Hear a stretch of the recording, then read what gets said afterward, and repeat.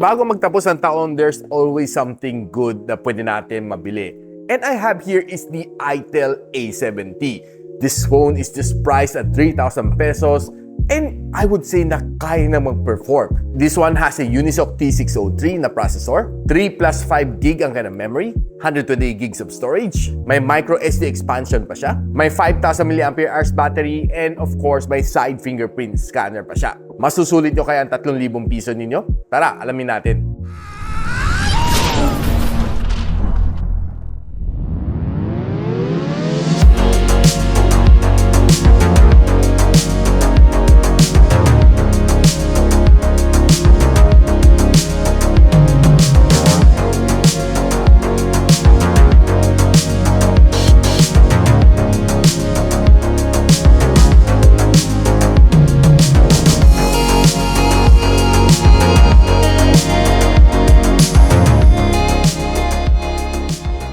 So one of the things na magugustuhan mo dito is that sobrang slick ang kanyang design. This phone looks very nice at pag malayo mo siyang tingnan, akala mo ay iPhone 15 Pro Max siya. Dahil sa kanyang camera module and kanyang placement, it looks quite similar. Lalo lang kanyang likod, flat na flat. Mukha nga iPhone nga talaga siya. And one thing na magugustuhan mo talaga dito sa kanya is that meron pa siyang audio jack dito. Plus meron pa siyang micro SD expansion kung mabitin ka sa yung 120 gigs of storage. On the downside naman sa kanya, it's 2023 na and teardrop notch pa rin gamit niya. And medyo makapal ang bezel dito sa kanyang baba. Now, itong phone na ito has 3 gigs of RAM na physical na naka-install dito. Plus, pwede mo pa siya expand ng 5 gigs na RAM. Which might come in handy pag nagmumultitask kayo dito sa phone na ito. Even though na ang price niya is very friendly, this phone still rocks a Android 13. And by the way, ang Itel A70 na may 3 gigs of RAM plus 5 na 120 gigs of storage would come at a price point na 3,499.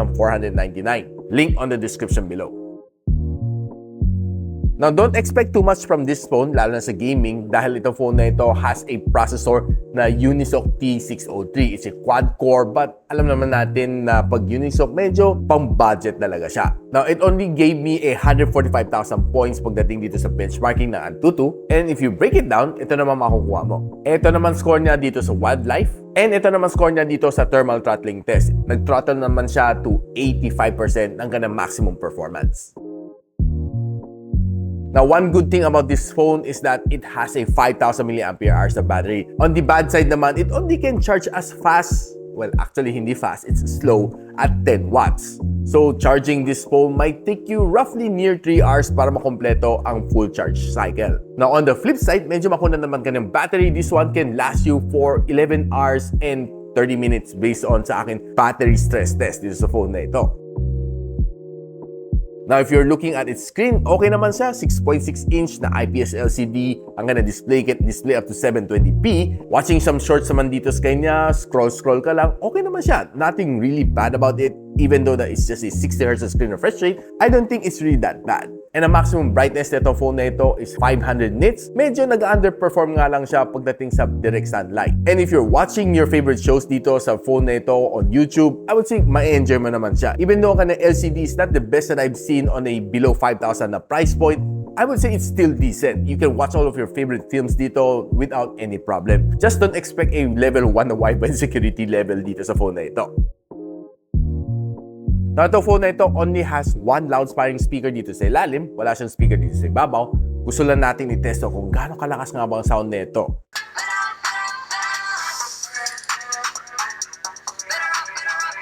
Now, to my surprise, medyo malakas ang kanyang sound na. It's above average based on what I'm testing dito sa aking studio. Yung mga 5,000 pesos and below na phone, normally mapapansin mo medyo mahina ang kanyang speaker. But ito, medyo na-surprise ako sa kanyang lakas ha. It's above average for me. But kung hindi ka pa nakontento, you can always use yung kanyang audio jack dito sa ilalim.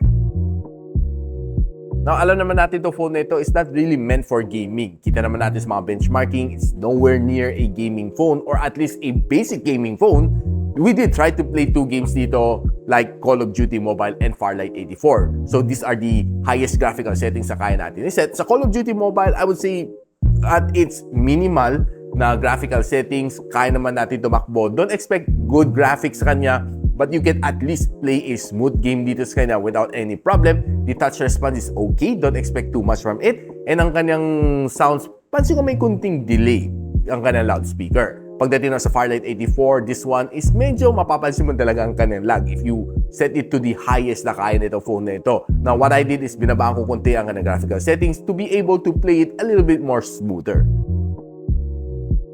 Now, pag-usapan naman natin quickly ang kanyang camera. This one has a 13MP na main camera sensor with a 0.08 na auxiliary lens. And sa kanyang harap is a 8MP na teardrop notch na camera which can also shoot up to 1080p and 30fps. Now, simulan natin with some quick shots dito from outdoors. Taking these shots dito sa mga bato na favorite natin, no? There are quite some details naman, but not as rich yung mga details niya as compared sa other phones that might be priced at around mga 7,000 pesos. This one is just around 3,000 pesos, so don't really expect too much from its camera. Taking some of this flower shot, it's just decent. Nothing really special about it. And I would say na it can give you some shots na okay, and sometimes medyo na out of focus din siya from some of my shots based on my experience. And sometimes if you're lucky enough, you can get some decent shot like this one, which is full of details pag zoom in mo siya. Now, pag kumuha ka naman ng mga bokeh shot dito using this phone, I would say na medyo nasusoften yung kanyang subject. Pansin mo yung mga edges na dito sa gilid, hindi siya sharp na sharp. Medyo nasusoften siya and medyo nagbe-blend in siya sa kanyang background. Now, I did take some indoor shot.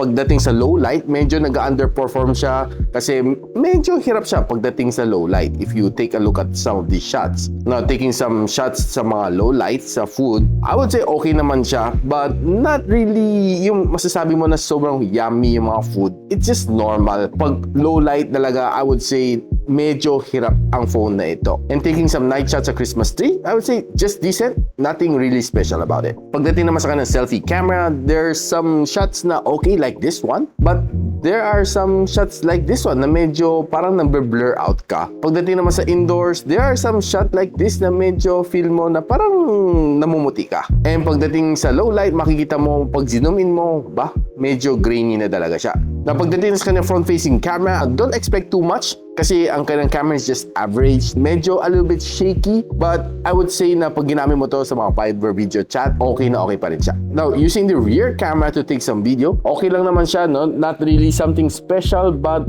medyo shaky siya when you're moving without a gimbal. Now, for 3,499 dito sa phone na ito, what do you get? Mala iPhone ang design and mala iPhone ang kanyang camera module.